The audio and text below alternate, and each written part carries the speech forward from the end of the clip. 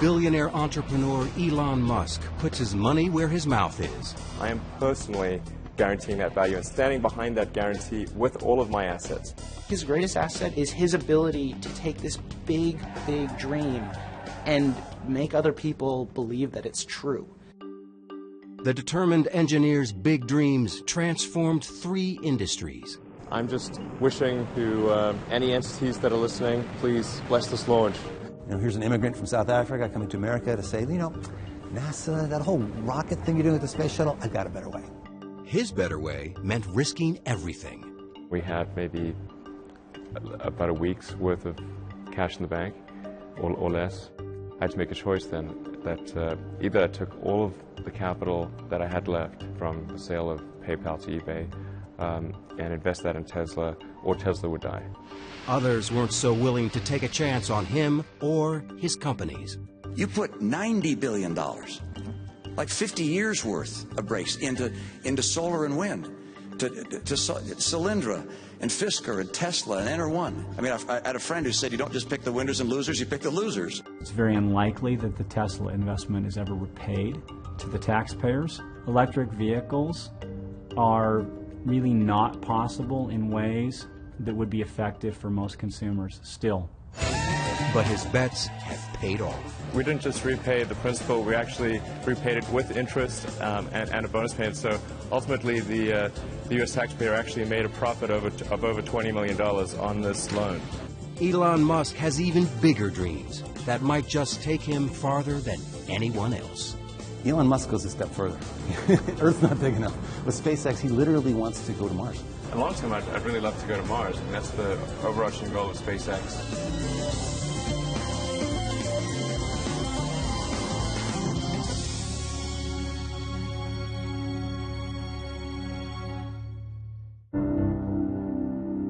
When I was a little kid, I was really scared of the dark.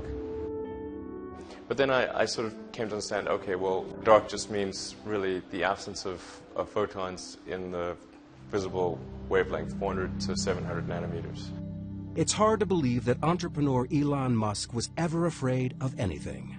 And Elon said, darkness is merely the absence of light. Then I thought, well, it's really silly to be afraid of a lack of photons. Then I wasn't afraid of the dark anymore after that. Once one of the kids said to him, look at the moon, it's 1 billion miles away. And he said, well, no, it's actually under 250,000 miles away. And they said, oh, Elon! Entrepreneur Elon Musk has spent his life proving people wrong. Growing up in South Africa, Musk was the oldest of 3 children and started school a year early. His father was an engineer. His mother, May, was a model and nutritionist. He was the youngest, he made about 2 days, and the shortest, and then he was this brilliant boy, and so people didn't really like him. So I was this little bookwormy kid and probably a bit of a smart aleck, so this is a recipe for disaster. Not that he told me much about it, but he was picked on quite a bit. So I just read a lot of books and tried to stay out of people's way during school. And so his social life was much less than my other 2 kids. And that's a typical nerd. I read all the comics I could buy or that they'd let me read at the bookstore before chasing me away.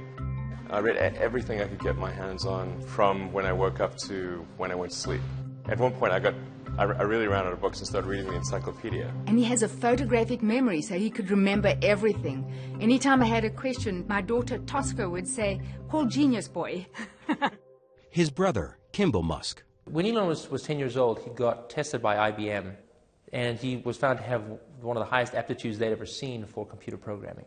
I tried taking some computer classes, but I was way ahead of the teacher, so it didn't really help. So I started programming a space game called Blastar. Musk, already thinking like an entrepreneur, figured out how to sell his game. And I don't think they realized I was 12. We decided we were going to open an arcade out near our high school. We were big into video games. We figured that it was going to be a huge hit. We got a lease on a building. We got the arcade provider to deliver the equipment. And the only thing we needed to do by the end of it was get the city to approve what we were doing. But an adult had to apply for a city permit, and they hadn't told their parents what they were up to. And of course, they told us we were not going to be opening up an arcade. Max Chafkin is a technology and business journalist who has profiled Elon Musk several times. Really, the most amazing thing about his childhood is his escape from South Africa. I remember thinking and saying that America is where great things are possible, more than any other country in the world. It's a little cliche, but it's true. America is the land of opportunity. By moving, Musk would also avoid mandatory service in South Africa's army. Growing up in apartheid South Africa was pretty surreal. I mean, we didn't support that government, we didn't believe in it. And so the idea of actually going to the military service was really out of the question. I told my parents I was going to Canada, and they tried to convince me not to leave. And off he flew, and I thought, wow, he's so independent. Of course, as soon as he lands, he calls me and he says, what do I do now? So I bought a bus ticket from Montreal to Vancouver, and that allowed me to kind of see Canada, at least from the highway. He worked at odd jobs across the country before settling at Queen's College in Toronto. In fact, when I went to college, I rarely went to class. I'd just read the textbook and then show up for exams. The big appeal of university was being able to date girls my own age. I actually met my first wife there. Musk got an engineering and business degree from the University of Pennsylvania and a scholarship to go to Stanford. Silicon Valley was the promised land. I really wanted to just kind of go where the really exciting breakthroughs were occurring. Elon had this ability to look at the world and go, this is a real problem that's going to happen in 20 years. He looked around and he saw that the world-changing stuff was not happening at Stanford. I didn't even go to class. I called the chairman of the department and said, I'd like to try starting this internet company. It probably won't succeed, and so when it fails, I want to make sure that I can still come back. My kids do funny things, and I'm never too concerned about them because, you know, if Elon wanted to drop out of college, he could always go back. My brother was in Canada at the time, and I said, look, I think we should try to create an internet company. So he came down and joined me. He had, $2,000, no friends, barely enough money for an apartment. I think he told me he was showering at the gym because they didn't have a shower where he was living. We just got some futons that there were couches during the day and then turned into beds at night. Steve Jurvetson is a venture capitalist in Silicon Valley. I first met Elon and Kimball Musk, his brother, back in the mid-90s when they first set foot in California. I think they'd been here for about a week, and they were pitching a new company called Zip2. Silicon Valley in the mid-90s and late 90s was a gold rush. People were flocking to the region to find riches, to make it in the internet business. Musk came up with an idea to bring newspapers into the digital age.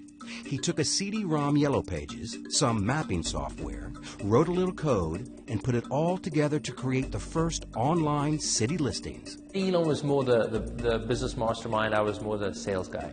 I still had my core programming skills, so I was able to write the software needed for the first company. Now, when Elon was starting Zip2, keep in mind, the internet was just a couple of years old. Most local businesses were not on the internet. And the way you found a local business was you opened up the Yellow Pages. The thought was the media companies, like the newspapers, are going to need help coming online and building lots of functionality into their websites. We had someone literally throw a Yellow Pages book at us and tell us, do you think you'll ever replace this? And we thought the guy was crazy. Because not only were we going to replace this, but that's not where it ended. It would keep going from there. It wasn't long before media companies across the country were signing up. And so we were able to get as investors and customers the New York Times Company, Hearst, Knight Ridder, and a number of other companies. In 1999, the Alta Vista division of Compaq bought Zip2 for $307 million in cash and $34 million in stock options. Musk was just 28 years old. I thought, that's crazy. Why would somebody pay such a huge amount of money for this little company that we have? It actually obviously turned out very well for them financially, so obviously they knew a lot more about it than I did. When the kids sold Zip2, it was the most exciting day. We couldn't believe it because you don't know in the internet world if you're going to, make $1 million or die tomorrow.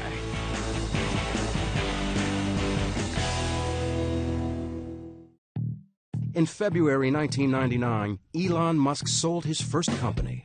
At 28, he joined the ranks of Silicon Valley millionaires. Zip2 was acquired by Compaq for a little over $300 million, and I made, I think, about $21 or $22 million as a result of that, which was a phenomenal amount of money for me. It was obviously a financial windfall. It was super fun to go out and buy some cool toys.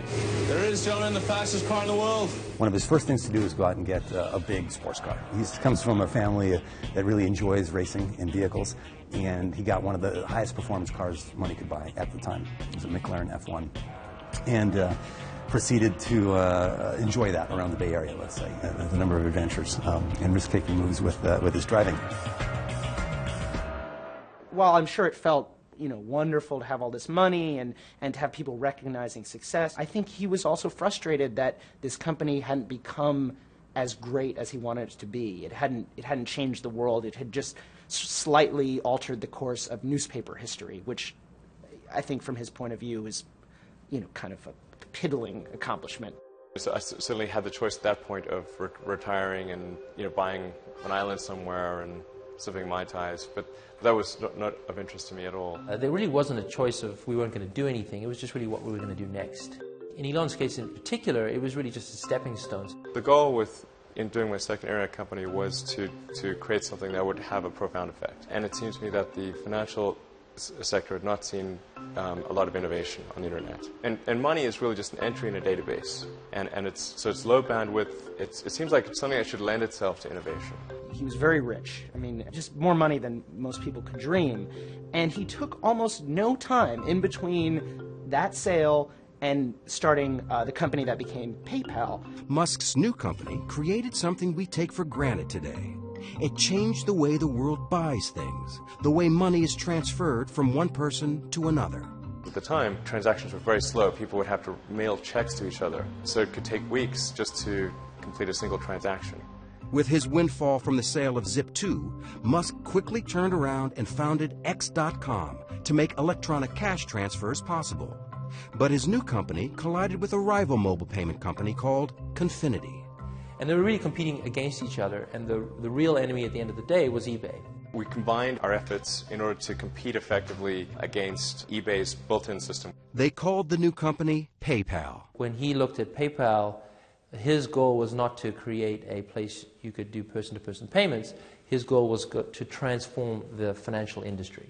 We're able to become the leading payment system in the world, and then eBay finally threw in the towel and acquired PayPal in early 2002. Musk and his partners sold PayPal for $1.5 billion. Musk was the largest shareholder and walked away with $180 million. He was 30 years old. I could have bought probably a chain of islands, but that again, that was obviously just not of interest to me. Islands weren't of interest, but outer space was. It's just a much more exciting, inspiring future if we're out there exploring the stars, as opposed to a future where we are forever confined to Earth. I was thinking, well, I wonder when we're going to Mars. When is NASA going to go to Mars? And I went to the NASA website, and there was no plan to go to Mars, and no plan to really even take the next step in space exploration. This is Elon saying he wants to go and enable the human civilization to leave the planet Earth. It's about as big a vision as you could possibly imagine. And that's going to require funds, and he has enough funds to go do it, so he's going to go do it. Musk had the outrageous idea that private enterprise could actually re-energize space travel. And in June 2002, he founded Space Exploration Technologies, or SpaceX. Elon was the only funder of the company for its early years. Another incredibly risky move to say, nobody on the planet thinks this idea is financeable. I'm going to fund all of it myself, to the tune of almost $100 million, which was the majority of his net worth at the time, into a dream to take on the military-industrial complex. Here's an immigrant from South Africa coming to America to say, NASA, that whole rocket thing you're doing with the space shuttle, I've got a better way. I actually traveled to Russia 3 times to look at buying a refurbished ICBM without the nuke. And I came to the conclusion that the thing that was really holding us back from making much more progress in space was really that rockets had not evolved since the 60s. So the trick isn't figuring out how to get to orbit, it's figuring out how to get to orbit cheaply. So I had to come up with lower-cost ways to produce engines, the primary structure, the electronics, do the launch operation, as well as run the company with very little overhead. And the sum of inventions in all those areas is what has led us to a roughly 3- to 4-fold improvement over the cost of other rockets in the United States. What SpaceX has been very successful at is taking basically off-the-shelf technology, stuff that was developed by NASA 50 years ago, and streamlining it. So in that way, he's kind of the Henry Ford of space, because Henry Ford didn't invent the automobile, he just figured out how to make the automobile, commercially viable. Musk was more than just an entrepreneur. If you ask Elon how he managed to teach himself rocket science, he'll just look at you very seriously and just say very quietly, "I read a lot of books."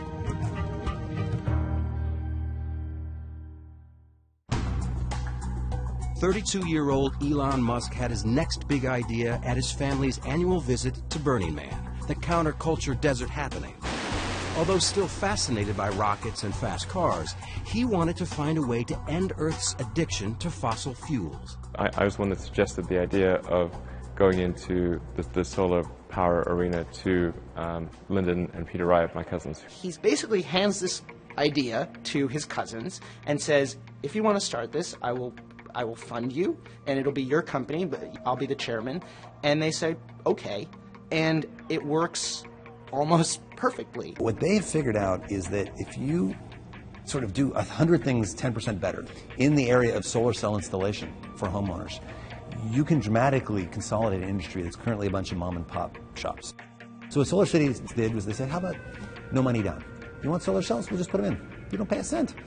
Right? It's like leasing a car, but even better. Solar City started in 5 western states and soon grew into the largest solar service provider in the U.S. The solar cells keep going. Solar City then owns those at the end of the lease. So it's a fascinating business model where in the long term they may become the largest energy generator in America off all of these rooftops. But renewable energy was just one part of a much bigger goal. Musk had a more ambitious plan for a sustainable future. He had this idea that he wanted to make electric cars, help humanity get off fossil fuels. And so Solar City is about sustainable energy creation, whereas Tesla is about sustainable energy consumption. In April 2004, Musk helped launch Tesla with $6.3 million of his own money. It was the first auto industry startup in decades, and the only one born in Silicon Valley. And it's really pretty simple. It's, make a high-priced car at low volume, because that's essentially the only thing we could afford to do. And then step 2 is a medium-priced car at medium volumes, and step 3 is a low-priced car at high volumes.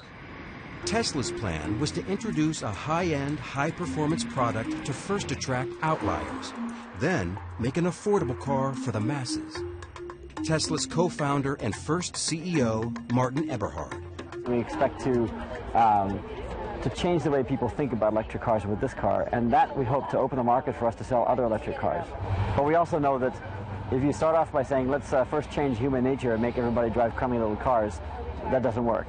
So instead, let's build a car that people want to drive. Let's build a car that's hot and desirable and beautiful, and convince people that driving an electric car is not a compromise. This idea of actually going in and putting it in a high-end car and breaking the mold of what an electric car was exciting. This is no longer going to be a golf cart. This is going to be a Ferrari. Any cops watching? Nope. Coast is clear. When we first saw Tesla, it had a good explanation for how they get to market without having to spend exorbitant amount of money, how they would create a brand and an object of desire in consumers, and each part of the story clicked together. He talked about Silicon Valley smarts being able to show Detroit how to do something that Detroit didn't think was possible. It's batteries, it's drive electronics, it's electric motors. Those are skills that are present in Silicon Valley and not present in Detroit. Tesla's revolutionary technology for the Roadster started with a computer battery as the power source for the automobile. J.B. Straubel, Tesla's chief technology officer, was the main designer of the electric powertrain. For the first time, it was possible to drive over 200 miles and have performance that was directly competitive with what a gasoline car could do. And Tesla was the first company to to take those principles and put that into practice and try it. California Governor Schwarzenegger showed up for the Roadster's 2006 coming out party. I test drove this one. It's hot. He bought one. So did Leonardo DiCaprio and George Clooney. But could Musk sell regular customers on his idea?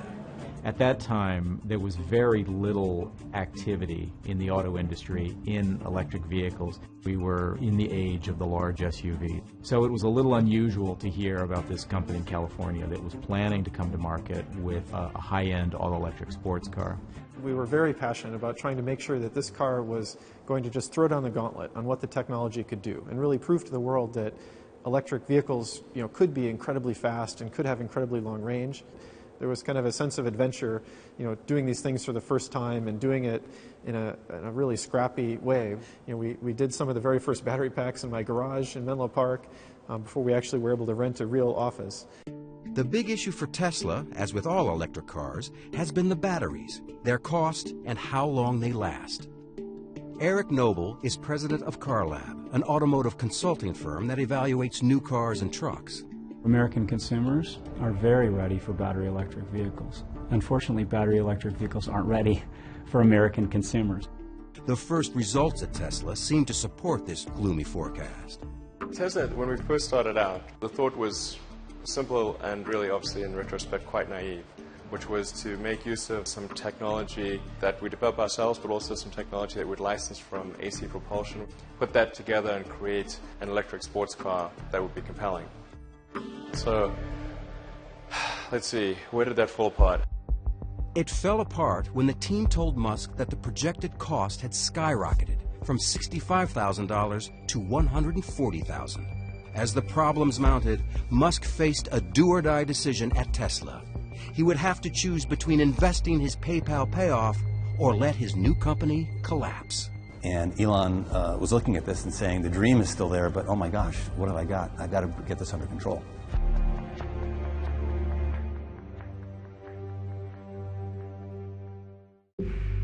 By 2007, Tesla was running out of money, fast. No one wanted to step up to save the unproven automobile startup. Elon Musk had to take the leap alone. We had to make some pretty dramatic changes, essentially recapitalize the business and invest about twice what we'd originally expected. What we originally expected as the outer limit.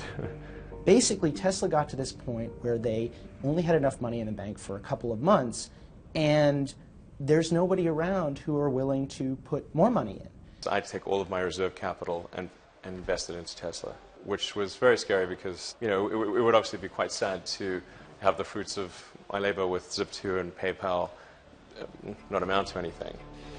But there was no question that I would do that in my own mind because Tesla was too important to let die. I'm available 24/7 to help solve issues. Right. Call me 3 a.m. on a Sunday morning, I don't care. We had to go in and make some really hard decisions on personnel changes, and Elon really had to dedicate his time to the company. I want names named. So if someone's always on the hot seat and is always the root cause for problems, they will not be part of this organization long term. It's not okay to be unhappy and part of this company. And so if somebody can't get happy, get divorced. Right. Musk and his board replaced Martin Eberhard, one of the co-founders who had been running Tesla. And I think we kind of really exceeded the level that Eberhard could handle.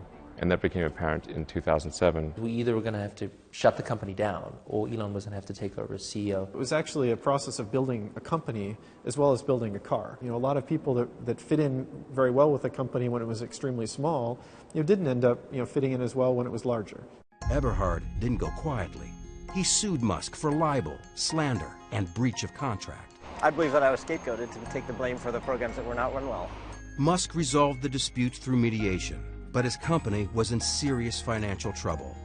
In September 2007, Musk flew to Germany with a scheme to raise extra cash by forging an alliance with Daimler-Mercedes. Daimler is the company that invented the internal combustion engine car, the maker of Mercedes, Smart, and their endorsement carries a great deal of weight. So that was just a very important moment. He had to convince the company that Tesla could supply battery packs for its cars. They were skeptical. Really, the key thing with Daimler was to demonstrate hardware that worked. You know, if they can't touch it, they can't drive it, it's not particularly real. He pushed his team to retrofit a Daimler smart car with Tesla's electric motor. But first, they had to find one. The challenge of converting a smart car to electric was doubly difficult because we couldn't find a smart car. The smart car was not for sale in the United States, so we had to send somebody down to Mexico to buy a smart car, bring one to the US, and then the smart car is really tiny, so we had to fit a motor and power electronics and charger and everything in the smart car. The challenge was daunting. To replace the smart car's gas engine with a Tesla drivetrain and battery, fit it in the tiny space under the hood, and do it all in less than 4 weeks.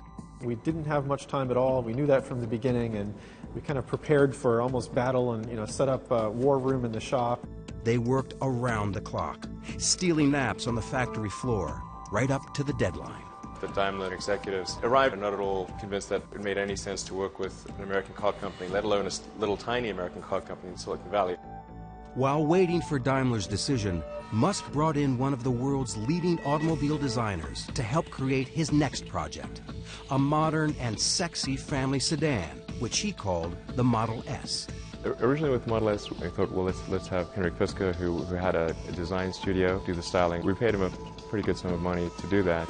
Curiously enough, the designs that he worked on, that he came up with for us, were terrible.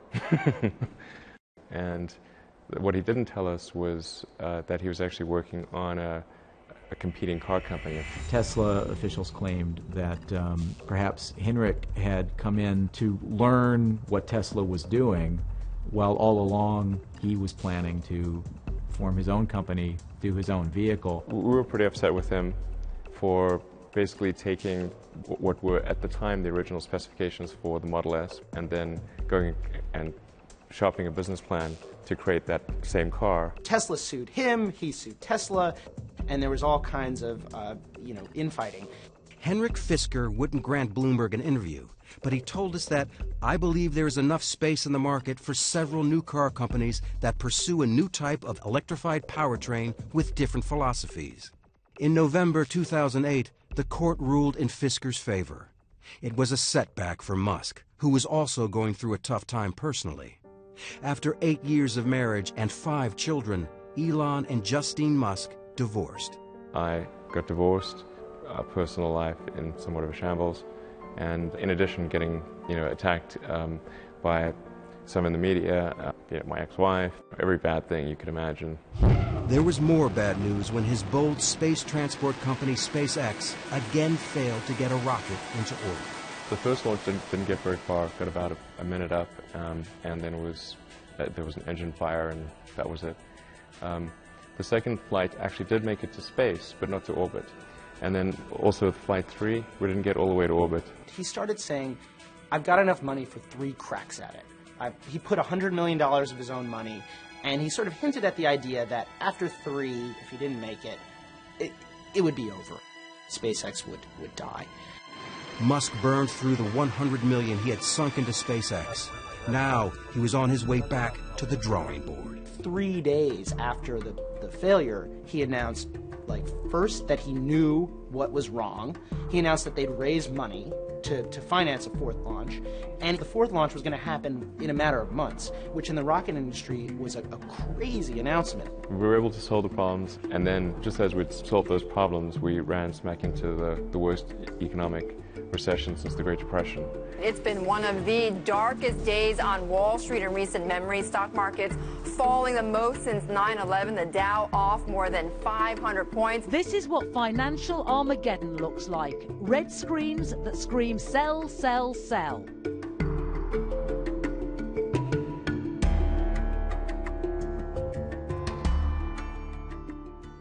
It was a week that shook Wall Street and indeed the world. And a realization that the economy may still head into a deeper downturn. As 2008 drew to a close, Elon Musk faced the worst crisis of his career. All 3 of his companies appeared to be in free fall. The worst point was probably just the weekend before Christmas in 2008. We had the economic tsunami take place and made things even worse. If it wasn't needed, we had to shut it down and just figure out how do we get through this dark period and not go bankrupt. General Motors shares falling to more than a 20-year low after Goldman cut the automaker's rating to sell on a worsening sales outlook. That was tough. I mean, it was obviously an economic period that saw the bankruptcy of General Motors and Chrysler, and there we were, a young company selling a very optional car. I mean, it was really people don't need a $100,000 sports car. And they certainly wouldn't want one getting poor reviews. The popular BBC program Top Gear took the Tesla Roadster on a test drive in December 2008. This car then really was shaping up to be something wonderful. But then... although Tesla say it'll do 200 miles, we worked out that on our track it would run out after just 55 miles. And if it does run out, it's not a quick job to charge it up again. The combative CEO charged the incident was faked and said he had proof that the Roadster had not run out of power. He sued the BBC to block reruns of the show. The case was later dismissed. But things would get even tougher. His energy company, Solar City, foundered. The bank that had backed their leases pulled out of the deal. I certainly did not anticipate that we would have the worst economic climate since the Great Depression, and one which was disproportionately bad for cars. I mean, General Motors went bankrupt. I mean, General effing Motors, you know? Musk was in the fight of his life. We had maybe about a week's worth of cash in the bank, or less, and there was just very little time left in the year to resolve these things. I mean, there were like 2 or 3 business days left in the year. I never thought it was possible for me to have a nervous breakdown, but if it was possible for me to have a nervous breakdown, that was about as close as I was going to come. When Elon was going through his sad period, I was so sad. I felt like I had a hole in my heart, and there's nothing you can do. You just hurt so much, and I just didn't see him getting out of it. He was just so sad. And then the next thing I get this call saying, "Ma, you can't believe it. I've met a wonderful woman." The one bright spot was meeting Tallulah Riley, a British actress who had never heard of Tesla, SpaceX, or Elon Musk. They married in 2010. I thought he was some sort of hapless engineer that had wandered into a London club, and he just looked so forlorn. He was sort of just sat in a corner on his BlackBerry, and he just looked really out of place and sad. I was, trying to be very sweet to him and sort of humouring him, going, "Oh yes," when he was going, "This is my rocket, and this is my car." Musk's personal life was looking up, and the future of SpaceX was finally taking off. We have liftoff. The 4th attempt to launch the Falcon 1 was a huge success. And 3 months later, NASA rewarded SpaceX with a $1.6 billion contract to resupply the International Space Station. But Musk had no time to celebrate. Tesla was on the verge of financial disaster. I had to make a choice then that either I took all of the capital that I had left from the sale of PayPal to eBay and invest that in Tesla, or Tesla would die. The company's really teetering on the brink of failure. And there's this board meeting late in 2008 where they're discussing what's going to happen. And Elon just says, well, I'm going to raise a $40 million round to keep the company going. And the board members are kind of wondering, well, how's he going to do that? And he says, I'm going to put it all in myself. And that incredible braggadocio confidence catalyzed a change in people's opinion. And we and everyone else around the table was like, oh my gosh, we want to be part of this. We want to get as much of this investment as we can. He saved the company in its darkest hour with an act of heroism that is hard to describe. There's nothing quite like spending your last remaining dollar on a project you believe in. It was thankfully a good week, but definitely took its toll from a mental strain standpoint. I think I've mentally just burned out a few circuits. Just after his emergency cash infusion came the news they desperately needed. A $40 million deal with Daimler for smart car batteries. Daimler later added $50 million for 10% of the company. Determined not to repeat past mistakes, Musk focused on bringing his family car to life. So I decided, look, we really need to have our own design studio, and that's when I hired Franz von Holzhausen to design the Model S. His green agenda was irresistible to von Holzhausen, a legendary figure in car design who had already revolutionized the looks of VW, GM, and Mazda. He's completely passionate to really rid the world of this addiction to fossil fuel. And that was something that he talked about from the very first sentence, first conversation that we had. With a new team in place, Musk completely revamped the look of the Model S. A sedan doesn't have to be a brick. It doesn't have to be a big blocky car. We wanted to bring this kind of passion and feeling back to this marketplace. The architecture of Model S is really similar to a skateboard. The floor of the vehicle is the battery pack, and the motors between the rear wheels, and everything above that is the opportunity space. In March 2009, Musk unveiled the prototype for the Model S.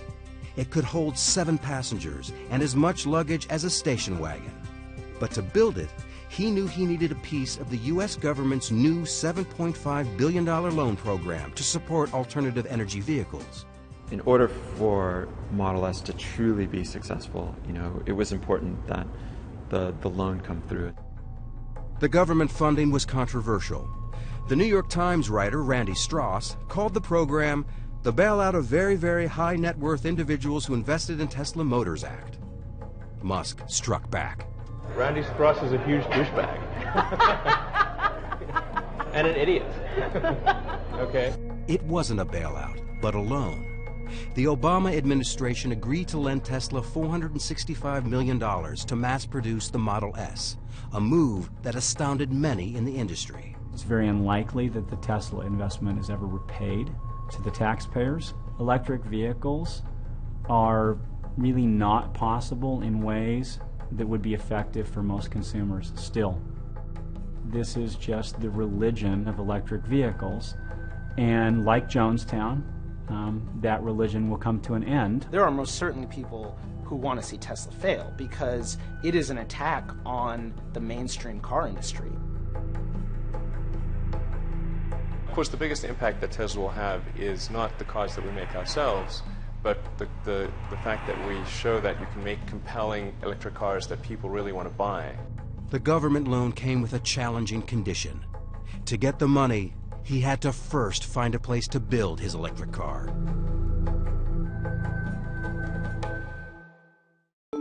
Tesla burned through $300 million since 2003. Elon Musk needed to get his Model S into production fast. Ever the risk taker, he took another giant gamble, purchasing a plant in Fremont, California, abandoned by Toyota. The dream factory location for Tesla was always the NUMMI factory, which was a 50% Toyota, 50% General Motors factory. It's one of the biggest car plants in the world. It's a great location close to the Tesla headquarters. The reality is, for very little money, Toyota got an albatross off its books. From an industry perspective, it looked incredibly savvy on Toyota's part and incredibly naive on Tesla's part. Car factories are big pieces of sunk capital. To retool a factory takes a tremendous incremental investment. The acquisition released the government funds to begin production. Despite the fact that Tesla had posted a profit just once since its founding, Musk took his company public in June 2010. The smartest money in the world is betting on Tesla. Not everyone was as upbeat about the company's future.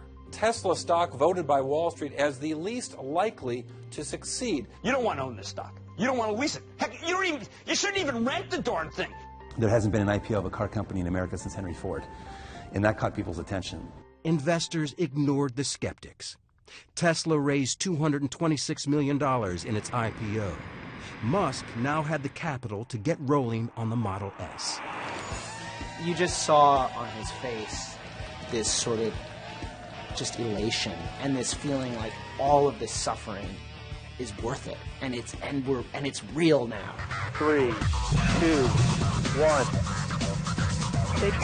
Liftoff. Falcon 9 has cleared the towers. In 2010, after winning the $1.6 billion contract from NASA, SpaceX became the first private company to successfully launch and return a spacecraft from orbit.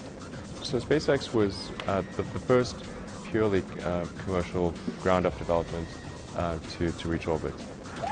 The first successful launch at SpaceX was an incredibly emotional time. Falcon 9 Stage 2 and the Dragon capsule are now in orbit around the Earth. I'm just wishing to any entities that are listening, please bless this launch. 3, 2, 1. And 2 years later, in May 2012, it made history as the first privately held company to send a cargo payload to the International Space Station. Back on Earth, the long-awaited launch of Tesla's new sedan was also taking off. It's time to start delivering Model S! The Model S started rolling off the production line, although questions about range and service remained. Let him go! Not everyone was cheering. In a 2012 presidential debate, Republican candidate Mitt Romney blasted President Obama for the government loan to Tesla, lumping Tesla in with other financially troubled green companies. You put $90 billion, like 50 years worth of breaks into solar and wind, to Solyndra and Fisker and Tesla and Enter1. I mean, I had a friend who said you don't just pick the winners and losers, you pick the losers. But Tesla was no loser in the eyes of the automotive industry. The Model S was the first electric sedan to win Motor Trend's Car of the Year. Musk didn't have much time to celebrate. A few months later, the New York Times delivered a devastating review of the Model S. It reported the battery died on its test drive from Washington to Boston and published an image no CEO would want. There was this sad shot of our car on a flatbed, as though that was the only outcome possible for such a drive. And that's just not true. Musk went on the offensive. And lots of people said, oh, you know, it doesn't matter if you're right or wrong, you don't battle the New York Times. And it's like, the hell with that. The battle between the reporter and the renegade CEO ended when the New York Times public editor concluded the reporting was imprecise, but not done in bad faith. But the story didn't affect his bottom line. Remember that loser comment from a presidential candidate about the $465 million government loan? It really feels good to have repaid the U.S. taxpayer. That's really what's important here. And we didn't just repay the principal, we actually repaid it with interest and a bonus payment. So ultimately the U.S. taxpayer actually made a profit of over $20 million on this loan. Tesla repaid the loan 9 years ahead of schedule. Never short on optimism or confidence, Musk made a stunning promise for the nearly $70,000 car. We're guaranteeing that the value of the Model S will be no less than that of a Mercedes S-Class after 3 years. I am personally guaranteeing that value and standing behind that guarantee with all of my assets, not just with Tesla. He has guaranteed free charging for the life of the car and has expanded the charging system across the country. You'll be able to travel all the way from LA to New York just using the Tesla Supercharger network. And the Supercharger system is free. So it's not just free now, it's free forever. That's the Tesla commitment. His commitment to customers has paid off. Since its IPO, Tesla shares were up more than 5-fold. SpaceX and Solar City were also turning profits. And NASA's our biggest and most important customer, but almost 3/4 of our customers are commercial. SpaceX says it has more than $4 billion in revenue under contract. But of all his companies, perhaps the greatest success was the one addressing the world's energy need. Solar City is now the largest solar service provider in the U.S. and has more than quadrupled in value since its initial public offering in December 2012. Solar City has been very, very impressive. I mean, there are, thousands of people with panels on their roofs and lots of big offices. I believe eBay has Solar City panels. So it's having a very big, very visible impact on the world. He really wants to change the world. And in Elon Musk's vision of the future, you'll have clean and renewable sources of energy feeding the grid, and all of our vehicles will run off that. This is really the future. It's something you want to tell stories about. Elon has a self-confidence that is it's breathtaking. And it's especially breathtaking when you think about the things he's confident about. The idea that humanity is going to get to Mars. That not just humanity is going to get to Mars, but that he, in his lifetime, Elon Musk, will get to Mars. Crusader or canny businessman. Named one of Time magazine's most influential people in the world, the risk-taking, multitasking CEO's estimated net worth was $6 billion in June 2013. Divorced for the second time, Musk splits his time between his 5 sons, his companies, and thinking about the future. Just, is it significant? Really, the question is, are things I'm working on, are they really going to matter, or do they have the potential for really mattering?